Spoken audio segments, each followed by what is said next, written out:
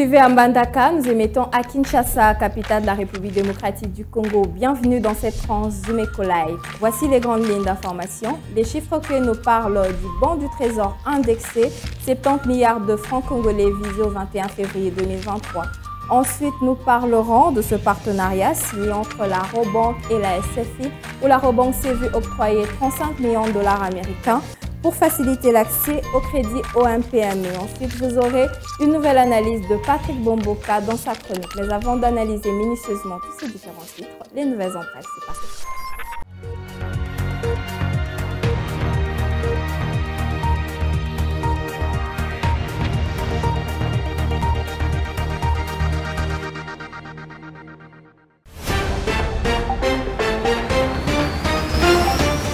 Commençons ces nouvelles en bref avec les chiffres d'affaires du secteur des assurances de la République démocratique du Congo qui est passé des 70 millions de dollars américains en 2018 à plus de 268 millions de dollars américains en 2022. C'est ce qu'a relevé le ministre congolais des Finances Nicolas Kazadi le lundi 20 février 2023 à l'ouverture de la 47e Assemblée générale de la Fédération des sociétés d'assurance de droit nationales africaines, FANAF en sigle, à Kinshasa. C'est dans le recette statistique publié par l'autorité de régulation et de contrôle des assurances ARCA en sigle, le marché local a enregistré une progression globale de 270% sur la période de 4 ans et une croissance annuelle de 54%. Plus de détails sur Zoom.net.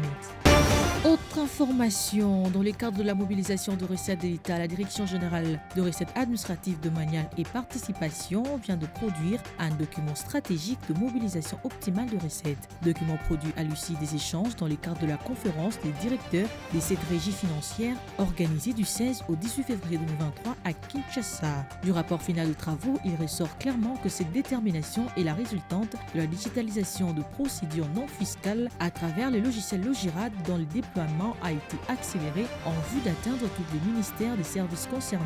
Un motif de satisfaction pour la vice-ministre des Finances, Onège Télé. Poursuivons ces informations avec l'autorité des régulations et des contrôles des assurances qui a procédé le mercredi 22 février 2023 au lancement du système national d'émission de certificats d'assurance. C'était au cours d'une cérémonie présidée par le ministre congolais des Finances Nicolas Kazadi dans la salle de spectacle du Palais du Peuple à Kinshasa. Dans son allocution, le directeur général de l'ARCA, Alain Kaninda Ngalula, a signalé que le SNECA est un outil stratégique venant répondre aux besoins de la digitalisation pour permettre aux régulateurs d'exercer de manière efficace ses missions de contrôle. Enfin, la société Primera Gold a capté en 45 jours un volume total de 207 kg d'or issu de l'exploitation artisanale dans la province du Sud Kivu.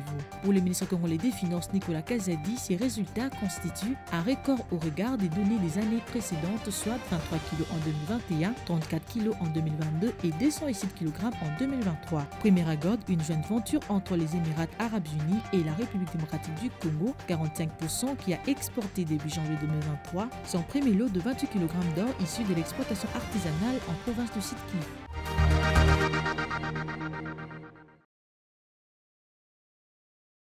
Nous revoilà sur ce plateau. Nous allons prendre les chiffres clés présentés par Benita Mouini. Elle nous parle du bon du trésor indexé, 70 milliards de francs congolais visés au 21 février 2023. Elle aborde également le taux de change en République démocratique du Congo. Tout de suite, des précisions.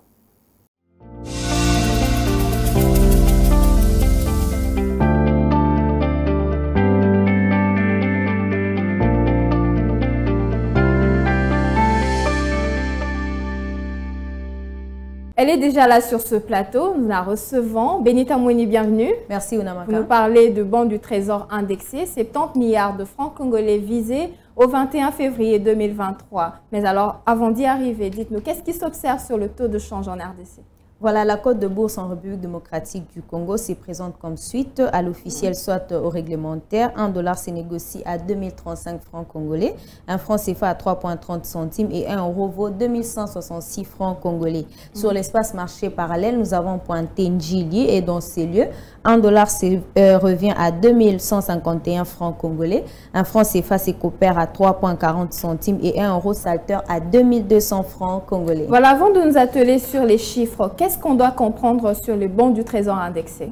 Les émissions du bon de Trésor indexé ont été induites en 2019 par le gouvernement congolais pour faire face à la faiblesse de la mobilisation des recettes afin de diversifier ses sources de financement en vue de répondre aux dépenses publiques toujours élevées. Par définition, un bon de Trésor est un titre d'emprunt émis par l'État et remboursable à l'échéance. En République démocratique du Congo, par exemple, c'est le gouvernement qui émet ces titres d'emprunt par le canal du Trésor public garanti à 100% par le gouvernement qui l'émet. Le bon du Trésor est l'un des placements de plus sûrs sur le marché monétaire. Voilà, parlez-nous de ces chiffres sur les bons du Trésor indexés. Qu'est-ce qu'il en ressort? Le gouvernement congolais vise à emprunter 70 milliards de francs congolais, soit plus de 34,7 millions de dollars américains sur le marché financier local de bons du Trésor indexé ce mardi 21 février 2023. C'est ce qu'a renseigné le communiqué signé par le ministre de Finances Nicolas Kazadi. Il y a lieu de noter que les opérations financières, notamment le bon du Trésor indexé et les obligations du Trésor indexé, permettent au gouvernement congolais de faire face au déficit du trésor public. Voilà, parlez-nous de l'année dernière. Qu'est-ce qui s'est observé sur le bon du Trésor indexé? Combien a-t-il été emprunté? Le ministère de Finances de la République démocratique du Congo avait renseigné que le gouvernement avait procédé à l'émission de bons de trésor indexés le 13 décembre à hauteur de 40 milliards de francs congolais, soit près de 19,8 millions de dollars américains. Le taux d'intérêt accepté par ces parties est de 6,50% par une échéance de 6 mois. Merci à vous, Benita Mouini, pour toutes ces précisions. C'était un plaisir de vous avoir reçu sur ce plateau. Merci, Ounamakan.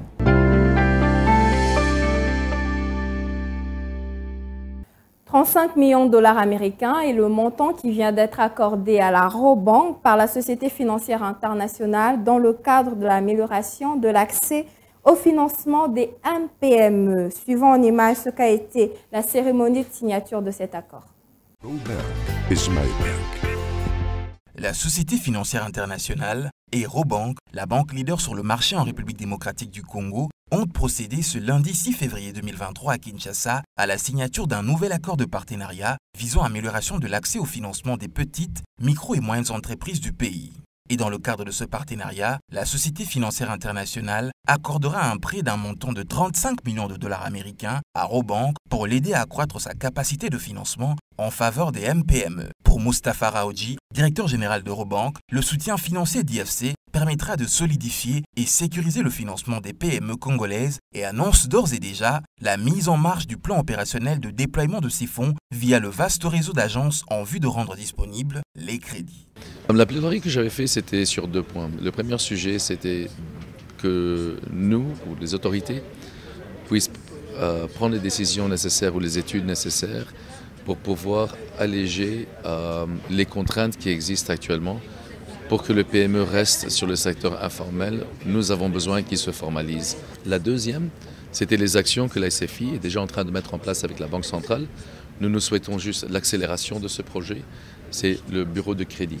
Ce nouvel investissement d'IFC permettra de renforcer de manière significative l'offre des crédits à plus long terme pour les petites entreprises sur un marché où le déficit du financement des PME est estimé à 26% du PIB. De son côté, Jomoke Djagoun Dokunmu, directrice régionale d'IFC pour l'Afrique de l'Est, estime que ce partenariat avec Robank contribuera à répondre aux besoins de ces PME qui constituent le pilier de l'économie congolaise, mais aussi soutenir l'activité économique et la création d'emplois. Une étude de la Banque mondiale a révélé que 53% des MPME de la RDC ne sont pas à mesure d'avoir accès au financement ou à la ligne de crédit qu'ils souhaiteraient avoir auprès des institutions bancaires existantes. Et pourtant, nous savons tous clairement que le gros d'emplois dans ces pays c'est généré ou sont fournis par les micro, petites et moyennes entreprises. Pour rappel, en décembre 2022, le portefeuille de la Société financière internationale, membre du groupe de la Banque mondiale en RDC, s'élevait à 220 millions de dollars américains. Depuis 20 ans, Robank accompagne le développement de l'économie congolaise, offrant des produits et services particuliers les plus modernes à ses plus de 500 000 clients, corporates, particuliers et PME à travers un réseau de plus de 100 points de vente dans 19 provinces du pays. À ce vaste réseau d'agences s'ajoute une représentation à Bruxelles et 240 distributeurs automatiques de billets. Forte de plus de 1800 collaborateurs, Robank détient plus de 30% des parts du marché en République démocratique du Congo. Patrick Bomboka revient cette fois-ci sur ces chiffres accablants sur l'exportation et l'exploitation illégale des minéraux dans l'est du pays. Tout de suite des détails.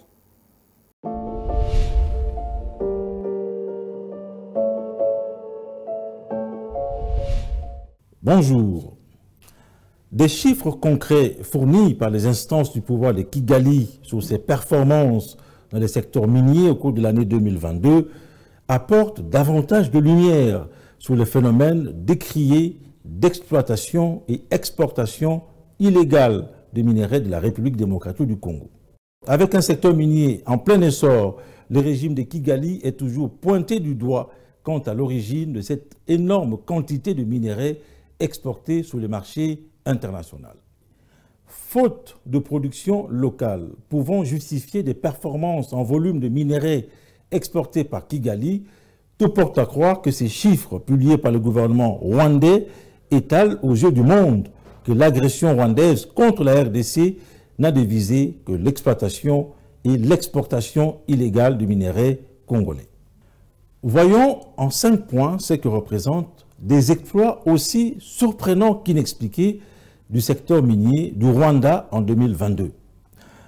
Premièrement, les exportations rwandaises de minerais ont été de 683 millions de dollars américains, soit une augmentation de 52% entre janvier et novembre 2022 par rapport à la même période en 2021. Deuxièmement, les recettes générées par ces exportations de minerais ont rapporté 186,3 millions de dollars américains, soit une augmentation de 42%. Troisièmement, l'or demeure le principal contributeur aux recettes d'exportation du secteur minier, avec des revenus de 488 millions de dollars américains entre janvier et novembre 2022, soit plus de 70% du total. Quatrièmement, dans un contexte d'occupation de Bunagana et des zones d'évacuation de l'or des sites d'exploitation, le Rwanda a exporté 8 tonnes d'or en 2022, alors qu'en 2021, il n'y avait que le quart de cette quantité, soit 2 tonnes. Cinquièmement, rien ne sert de rappeler que l'ONG américaine Global Witness avait, dans un rapport publié en 2022, établi que 90% des minerais 3T exportés par le Rwanda proviennent illégalement de la République démocratique du Congo. Pour de nombreux observateurs, le Rwanda a donc intérêt à tergiverser et à fouler aux pieds les engagements de Luanda pour perdurer cette insécurité dans le Nord Kivu afin de consolider l'importation illégale des minerais congolais. Car pauvre en ressources minérales, le Rwanda a curieusement un secteur minier qui, à lui tout seul, constitue le moteur de son économie. Merci de nous avoir suivis.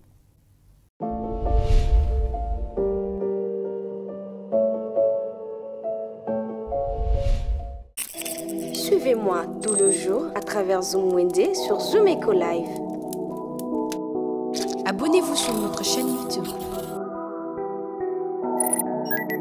Zoom Eco Live, la référence de l'actualité économique en RDC.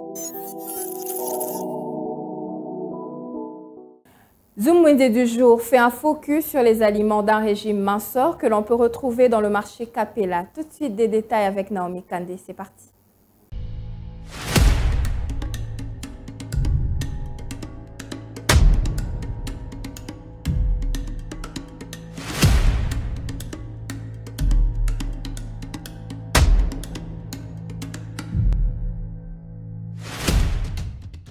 Naomi Kandé, bienvenue. Merci Judith. Est-ce qu'on peut retrouver à Kinshasa des fruits et légumes pour ces personnes qui font un régime minceur?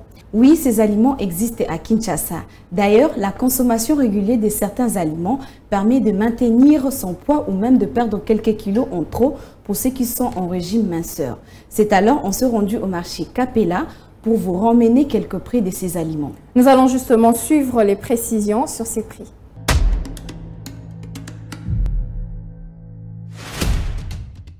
Débutons avec des flocons d'avoine qui se vendent à 7 500 francs. Un thé sans sucre est vendu à 500 francs dans ces marchés des Capella. Le pain protéiné sont fixés au prix de 3500 francs. Pour les amoureux de fromage, un ensemble de fromage blanc coûte 2500 francs.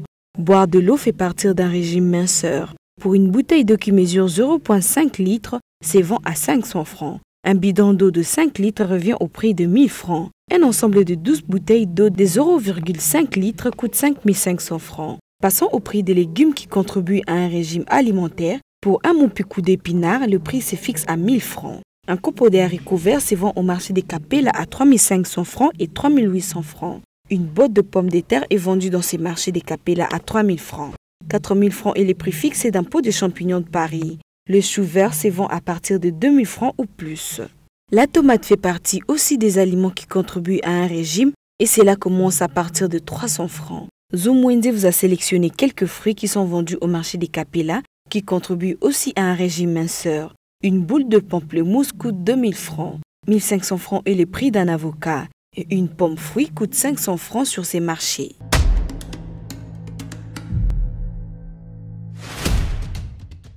Merci à vous, Naomi Kandé, d'avoir répondu à nos questions. Merci Judith et n'oubliez pas de nous suivre sur nos différentes plateformes.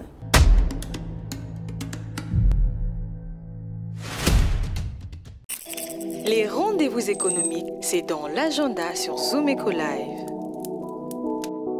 Abonnez-vous sur notre chaîne YouTube. Zoom Eco Live, la référence de l'actualité économique en RDC.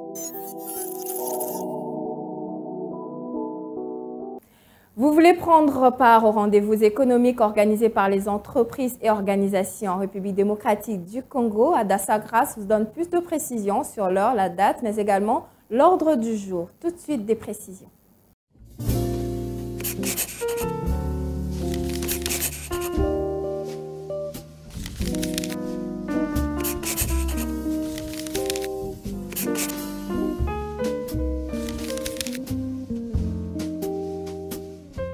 Bienvenue à l'agenda. Voici le rendez-vous du jour. La 46e Assemblée Générale de la FANAF s'est poursuivie au Palais du Peuple à Kinshasa jusqu'au 24 février prochain avec le même thème.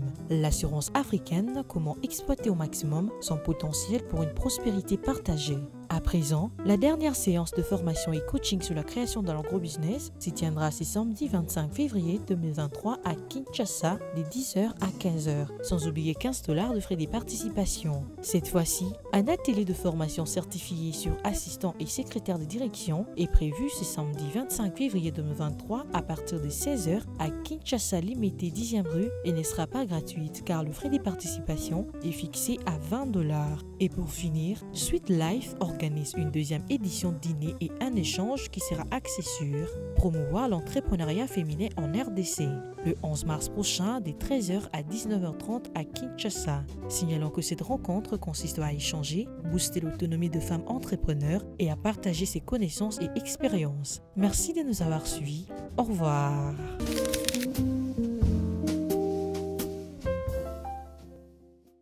Article 15, c'est ce forum qui donne la parole à toutes ces personnes exerçant une activité économique, mais en avant cette fois-ci un débrouillard, une débrouillarde qui nous partage son quotidien. Suivez, c'est tout de suite.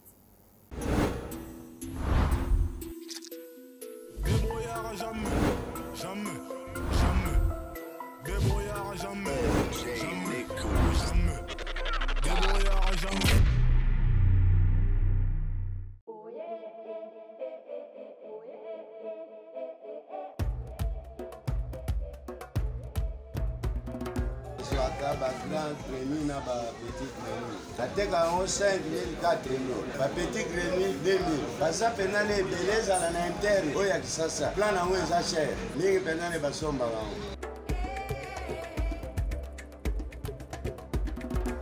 Bandana banyu musala o deja na kopiti 7 ans. Avantage eza na minerval ya bana. Ko bomusanda ku tamu susu beli kambuko kweya. En tout cas, les chefs, pour banda du premier tir au 30, na vivre à peine du tout.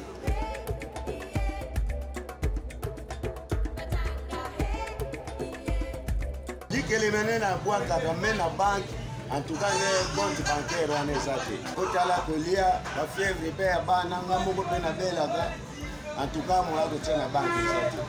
Donc, les moyens de vivre dans mon couche.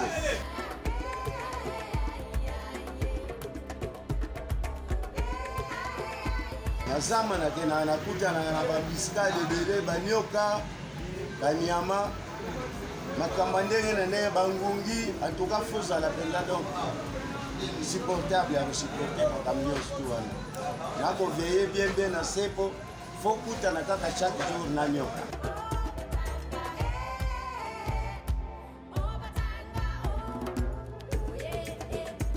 Soki tokoma kosala boye po bakompanye eza te bakompanye kangami bakompanye eza te nzambe apesi ka mayele ya kozwa bagreni.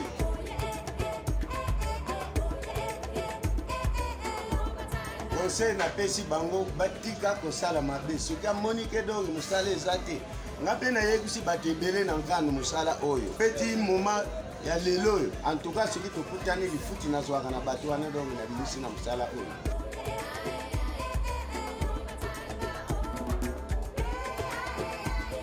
Mosala oyo nasalaka esengeli mpo nazala na arme mpenza lourd oyo ekombemaka nga na bazamba mpo nakutanaka na banyama zamba moya koboma ye eza te mpo monduki eza te bakosala yango monduki oyo ya biso ya chasse oyo ya leta te me oyo ya biso na biso kaka bacivile.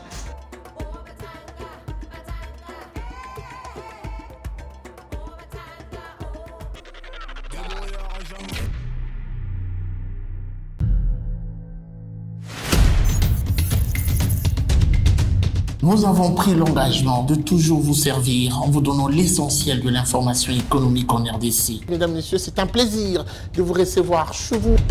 Le gouvernement congolais dirigé par le Premier ministre Jean-Michel Sama Lukonde n'est jure que par la réduction du train de vie des institutions. Merci à vous, Judith Piombo, pour ce dossier. Merci, Unamaka.